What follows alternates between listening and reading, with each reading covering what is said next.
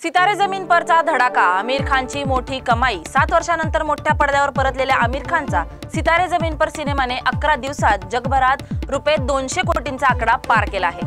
भारतात रुपये 126.4 कोटींचं कलेक्शन झालं तर विदेशात रुपये 50 कोटींहून अधिक कमाई। सलमानच्या सिकंदरला मागे टाकून आता स्काय फोर्स आणि छावावर नजर आहे। आमिर जेनेलियाच्या अभिनयाने प्रेक्षक भावुक, बॉक्स ऑफिसवर पुन्हा आमिरचा जलवा। फक्त कमर्शियल एलपीजी सिलेंडर स्वस्त, डोमेस्टिक सिलेंडरला दिलासा नाही। जुलैच्या 1 तारखेला व्यावसायिक एलपीजी सिलेंडर रुपये 58 ने स्वस्त झाला। मात्र घरगुती गॅसच्या किमतीत कोणताही बदल नाही। हॉटेल्स, रेस्टॉरंटना दिलासा मिळाला असला तरी सामान्य ग्राहकांच्या आशांवर पाणी फिरलं आहे। दरमहा होणारे गॅस दरातील मोठे बदल सामान्य नागरिकांसाठी डोकेदुखी ठरत आहे। वसईमधील अर्नाळा किल्ल्याजवळ पती पत्नीचे मृतदेह सापडले।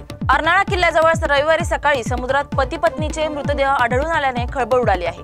शिवाजी शिंदे आणि त्यांची पत्नी रांगिता शिंदे हे बिहार येथील रहिवासी शनिवारी बेपत्ता झाले होते। स्थानिकांच्या माहितीवरून पोलिसांनी दोघांचे मृतदेह बाहेर काढले असून हा अपघात की आत्महत्या याचा तपास सुरू आहे। 3 वर्षे फ्लॅटमध्ये लॉकडाऊन जीवन, माणूस अखेर बाहेर। जुनी नगर नवी मुंबईमध्ये अनुप नायर वय वर्ष 55 यांनी आई वडिलांच्या मृत्यूनंतर व भावाच्या आत्महत्येनंतर तब्बल 3 वर्ष स्वतःला फ्लॅटमध्ये बंद केलं होतं। ऑनलाईन फूडवर जगत होते।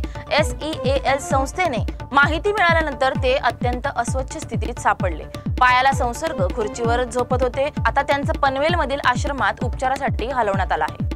शरद पवारांना धक्का, अजित पवारांच्या गटात एंट्री। जिंतूरचे माजी आमदार विजय भांबळे लवकरच शरद पवारांची साथ सोडून अजित पवार गटात दाखल होणार आहेत। मुंबईत पक्षप्रवेशाची अधिकृत घोषणा होणार असून त्यांच्या या निर्णयामुळे राष्ट्रवादी शरद गटला मोठा राजकीय झटका बसण्याची शक्यता आहे। विधानसभा निवडणुका लक्षात घेता ही हालचाल महत्त्वाची मानली जात आहे।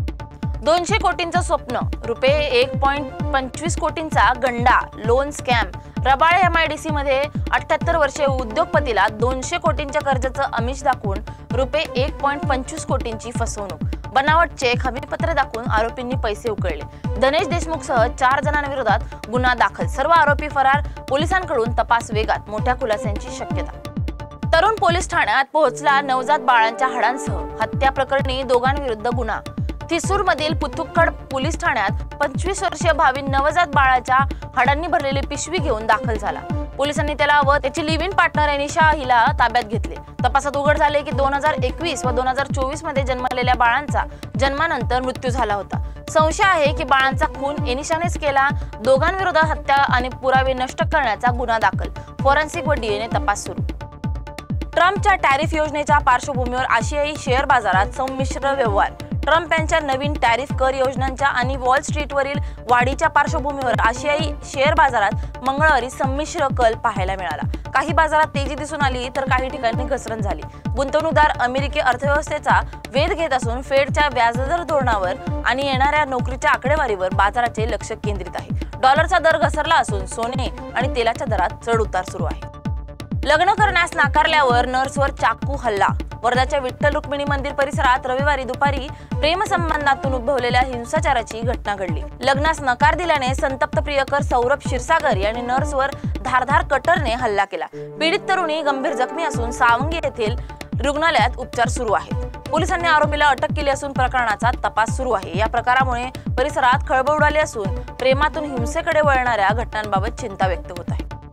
उत्तर महाराष्ट्रात काँग्रेसची घसरगुंडी। उत्तर महाराष्ट्रातील काँग्रेससाठी मोठा धक्का ठरत माजी आमदार कुणाल पाटील व अपूर्व हिरे हे भाजपमध्ये प्रवेश करणार आहेत। हा प्रवेश 2 जुलै रोजी मुंबईत होणार असून मुख्यमंत्री एकनाथ शिंदे, उपमुख्यमंत्री देवेंद्र फडणवीस आणि मंत्री चंद्रशेखर बावनकुळे यांच्या उपस्थितीची शक्यता आहे।